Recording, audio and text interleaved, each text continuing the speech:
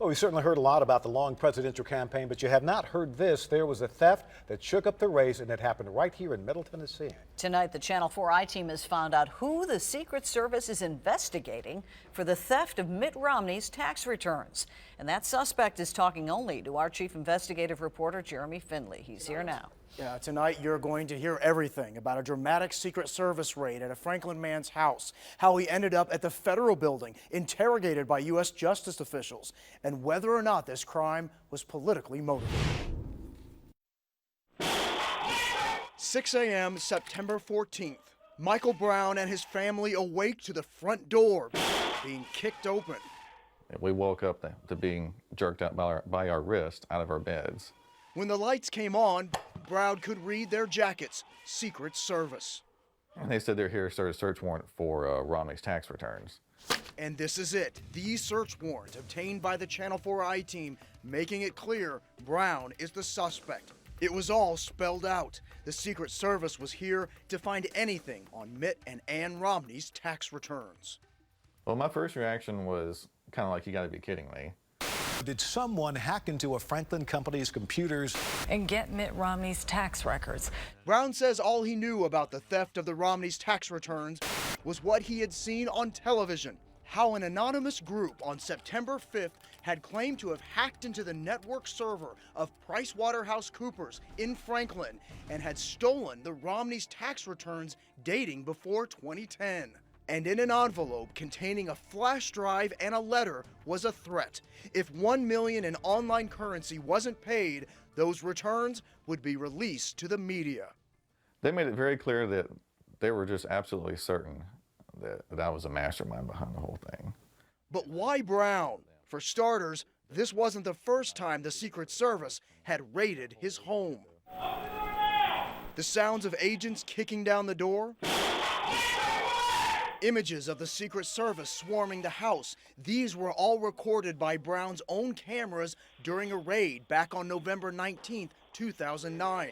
The Secret Service suspected Brown had stolen encrypted information on 1,000 customers from a farmer's insurance website. Brown maintained his innocence then as well, and ultimately no charges were ever brought.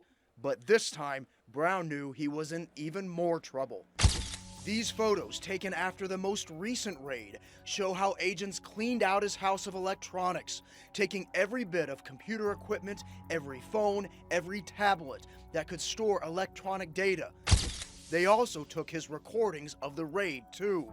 After the raid, Brown and his attorney volunteered to meet investigators, including U.S. Justice Department officials who had flown in from Washington at the federal building downtown. I believe they thought I was coming down there to confess to everything, I suppose. Instead, Brown says he denied it all and infuriated the agents. This is the second time that the Secret Service has thought that you are responsible for some crime. Yes, I mean, I understand that the Secret Service is just doing its job and they're investigating, for a crime. But at the same time, I feel like I'm kind of being profiled. Are you a computer hacker? No. Did you steal Mitt Romney's tax returns? No, I did not. He admits what he did do raises some eyebrows. There's the whole cameras everywhere in the house thing, in several rooms and outside, that he says are for security. There's his office full of computers that he says are for his internet provider business.